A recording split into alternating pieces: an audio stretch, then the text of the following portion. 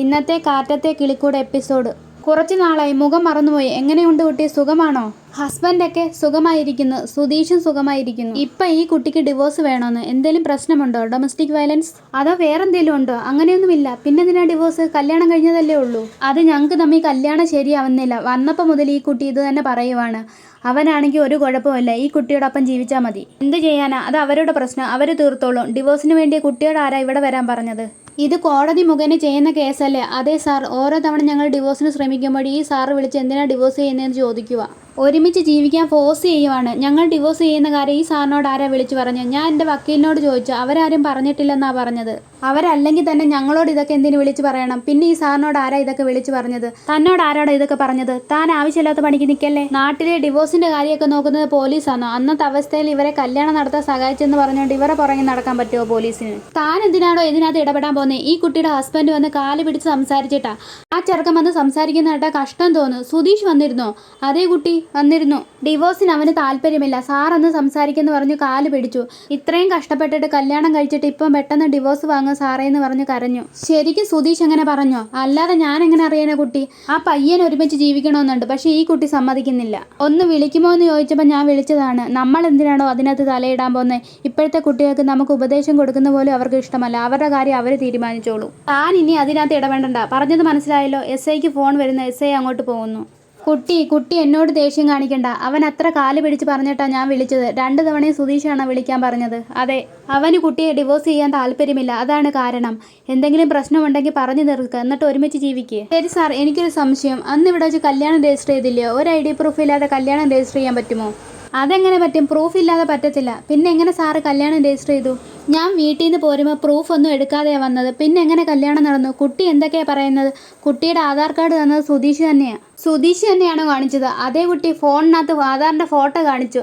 ആ നമ്പർ വെച്ചാണ് രജിസ്റ്റർ ചെയ്തത്. എന്നാൽ ശരി സാർ. പിന്നെ നിധി അവിടെ നിന്ന് ഇറങ്ങി വരികയാണ്. കല്യാണം നടന്ന കാര്യങ്ങളെക്കുറിച്ച് ആലോചിക്കുന്നുണ്ട്. അപ്പോഴത്തേന് സിദ്ധാർത്ഥ് വരുന്നു.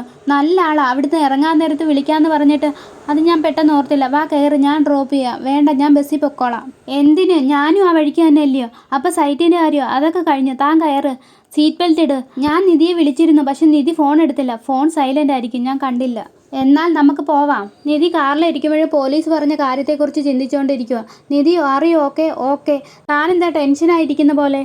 എന്താടോ, എന്തെങ്കിലും പ്രശ്നമുണ്ടോ? ഒന്നുമില്ല സിദ്ധാർത്ഥ്. അവിടെ ചെന്ന് സംസാരിച്ചപ്പോൾ വീട്ടുകാരെ കുറിച്ചൊക്കെ ആലോചിച്ചു. അതാണ്. എന്തെങ്കിലും ഫാമിലി ഇഷ്യൂ ഉണ്ടോ? അതെ ഉണ്ട്. ഞാൻ ജോലിക്ക് വരുന്നത് അവർക്ക് ഇഷ്ടമല്ലല്ലോ. ഞാൻ ഇവിടെ റിലേറ്റീവിൻ്റെ വീട്ടിൽ താമസിക്കുന്നതും അവർക്ക് ഇഷ്ടമല്ല. പിന്നെ അതിനെക്കുറിച്ച് സംസാരിച്ചു.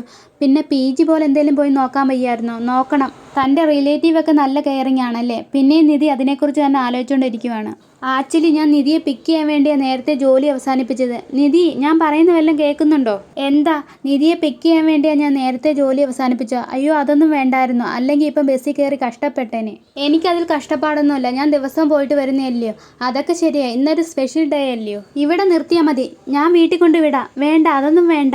ഞാൻ വീട്ടിലേക്ക് വരുന്നതിന് നിധിക്ക് എന്തെങ്കിലും പ്രശ്നമുണ്ടോ? എന്ത് പ്രശ്നം? അപ്പം ബർത്ത്ഡേക്കാരിയെ ഡ്രോപ്പ് ചെയ്യേണ്ട എൻ്റെ ഉത്തരവാദിത്തമാണ്. ഈ വഴിയാണോ? അതെ, എന്നാ ഓക്കെ. പിന്നെ കാണിക്കുന്ന വീടാണ്. നികേഷൊക്കെ ബലൂൺ വീർപ്പിച്ച് തോരണമൊക്കെ കെട്ടുന്നു.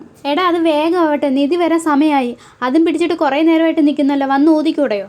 എടാ ചെറുക്കൻ, നല്ലൊരു ദിവസമായിട്ട് എൻ്റെ അടുത്ത് വഴക്കുണ്ടാക്കാൻ നിൽക്കല്ല്. സുധീഷേട്ടാ ബലൂൺ വീർപ്പിക്കുന്ന പമ്പുണ്ട്, അതൊരെണ്ണം മേടിച്ചാൽ പോരായിരുന്നു. ഊതി മനുഷ്യൻ്റെ കാറ്റ് പോയി. മിണ്ടിയ ഏട്ടത്തി എന്ന് പറഞ്ഞാന്നല്ലോ. ഇപ്പം ഏട്ടത്തിക്ക് വേണ്ടി ഇതൊന്നും ചെയ്യാൻ പറ്റൂലേ? പെട്ടെന്ന് 20 ബലൂൺ വീർപ്പിച്ചേ. 20 ബലൂണോ? എനിക്കൊന്നും വയ്യ. പ്ലീസ്, നിൻ്റെ ഏട്ടത്തിക്ക് വേണ്ടിയല്ലയോ. എന്താ ഇവിടെ എന്ന് പറഞ്ഞിട്ട് അച്ഛൻ കയറി വരുമ്പോൾ അച്ഛൻ്റെ കാലേ തൊട്ടി ഒരു ബലൂൺ പെട്ടുന്നു. നിങ്ങളുള്ള ബലൂണെല്ലാം ചവിട്ടിപ്പൊട്ടിക്കുവാന്നോ? നടക്കുന്ന വഴിയിലാണോ ഇത് കൊണ്ടിടുന്നത്? തറയിൽ നോക്കി നടന്നാലെന്ത്? വേറെ പണിയില്ലെന്ന് പറഞ്ഞുകൊണ്ട് അച്ഛൻ അങ്ങോട്ട് പോകുന്നു. എല്ലാം ശരിയായില്ലേ? ഇപ്പം ഇതെല്ലാം സെറ്റായില്ലേ? ഇനി വേറെ പണിയൊന്നും ഇല്ലല്ലോ. എന്നാൽ ബാക്കിയുള്ള ബലൂൺ ഊതിക്കോ. എനിക്ക് വയ്യ. ഈ തറയിൽ കിടക്കുന്ന ഊതി വെച്ചതെല്ലാം കെട്ടിവെച്ചേ. സുഭാഷ് ഏട്ടാ എങ്ങനെയുണ്ടെന്ന് നോക്കി. ആഹാ, കൊള്ളാവല്ലോ. അവൾ ഇവിടെ വരുമ്പോൾ ഷോക്കായിരിക്കണം. അവളുടെ ജീവിതത്തിൽ ഇതുപോലെ ഒരു ബർത്ത്ഡേ ആഘോഷിച്ചിട്ടില്ലെന്ന് പറയണം. പിന്നെ 4 തോരണോ 5-6 ബലൂണും കാണുമ്പോൾ ഏട്ടത്തി ഷോക്കാവുമല്ലയോ. ഏട്ടത്തി ഇങ്ങനെ ഒരു ബർത്ത്ഡേ ആഘോഷിച്ചിട്ടില്ലായിരിക്കും. അവളുടെ വീട്ടിൽ അവളുടെ അച്ഛൻ ഇതേപോലെ ബർത്ത്ഡേ ഒക്കെ ആഘോഷിച്ചിട്ടുണ്ടായിരിക്കും. പക്ഷെ നമ്മളുടെ വീട്ടിൽ ഞാൻ ഡേറ്റ് ഓർമ്മിച്ച് ഇതുപോലെ ബർത്ത്ഡേ നടത്തുന്നത് അതൊരു വേറൊരു ഫീലല്ലയോ. ഇന്നലെ രാത്രി കേക്ക് മുറിച്ചപ്പോഴേ ആൾ ഫ്ലാറ്റായി. ഇന്ന് ഞാൻ കൊടുത്ത സാരി കൊടുത്തോണ്ടാണ് പോയത്. ഇന്ന് ഇത് വന്ന് കാണുമ്പോഴത്തേനും അവൾ എന്നെ വന്ന് കെട്ടിപ്പിടിച്ച് ഐ ലവ് യു സുധീഷ് എന്ന് പറയും. നിനക്ക് ഷോക്ക് അടിക്കാതെ നോക്കിക്കോ. സുഭാഷ് ഏട്ടാ ദേ വന്നു. ഏട്ടത്തി കാറിലാണോ വന്നേ? ടാക്സി പിടിച്ചോണ്ട് വന്നയാന്ന് തോന്നുന്നു. എന്നാ നിധി ഞാൻ പോട്ടെ. അകത്തേക്ക് വരുന്നില്ലേ? ഇല്ല, മുറ്റം വരെ വന്നിട്ട് പോവുകയാണോ? വരൂ എന്നാവട്ടെ. സിദ്ധാർത്ഥനെ കാണുമ്പോഴേ സുധീഷിന്റെ മുഖം മങ്ങുന്നു.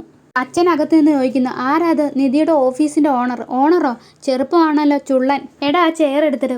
വരൂ സുഖമാണോ? ഇരിക്കെ. ഇതാരാ? അച്ഛൻ. നമസ്കാരം. Good evening. Good evening. ഞാൻ പുറത്തുണ്ടാവും. സുധീഷ് നിധിയെ നോക്കുമ്പോൾ നിധി കലിപ്പിച്ച് നോക്കുന്നുണ്ട്. എന്താണോ എന്തോ കുഴപ്പമുണ്ടല്ലോ. ആഹാ കൊള്ളാലോ, ശരിക്കും ആഘോഷമാണല്ലോ. ഏട്ടത്തി സർപ്രൈസ് എങ്ങനെയുണ്ട്? ഇതെല്ലാം എന്റെ പണിയാന്ന് പറ. ഇതെല്ലാം സുധീഷേട്ടന്റെ പണിയാണ്. നിധി മോളെ ഓക്കെ അല്ലയോ? അപ്പോൾ ഞാൻ ഇച്ചിരി പായസം എടുക്കട്ടെ? അത് രാവിലെ വെച്ച പായസം അല്ലേ? സുധീഷ് ഇവിടെ ഒരുക്കുന്ന കണ്ടപ്പോൾ ഞാൻ ഇച്ചിരി പായസം വെച്ച്. അപ്പോൾ സുഭാഷേട്ടൻ്റെ വക സർപ്രൈസ് ഉണ്ടല്ലേ? നിങ്ങൾ ഇവിടെ ഇരിക്കും, ഞാൻ എടുത്തോട്ട് വരാം. ദാ മോളെ പായസം. എനിക്ക് വേണ്ട സുഭാഷേട്ട, അതൊന്നും പറ്റത്തില്ല. എന്നാൽ എനിക്ക് പിന്നെ മതി. എന്നാൽ നിന്റെ കൈ കൊണ്ട് തന്നെ നിന്റെ ബോസിന് കൊടുക്ക്. സിദ്ധാർത്ഥ് ദാ പിറന്നാൾ മധുരമാണല്ലേ? സുധീഷ് മനസ്സിൽ പറയുന്നു, ഇവന്റെ മധുരിപ്പിക്കൽ ഇച്ചിരി കൂടുതലാണ്. അടുത്തത് എനിക്ക് കൊണ്ടുവരായിരിക്കും. എന്ത് പറയണം? ഹാപ്പി ബർത്ത്ഡേ സ്വീറ്റി എന്ന് പറയണോ? അത് വേണ്ട. എടാ എടുക്കടാ. എന്ത് എടുക്കടാ? ഏട്ടത്തി ഞാൻ വന്നപ്പോൾ മുതൽ ശ്രദ്ധിക്കുക, ആകെ ഡള്ളായിരിക്കുന്നത്. എന്താ? ഒന്നുമില്ല. എന്നാൽ ഞാൻ ഇറങ്ങട്ടെ, നിങ്ങൾ എൻജോയ് ചെയ്യും. നിധി നാളെ ഓഫീസിൽ വരത്തില്ലേ? വരും.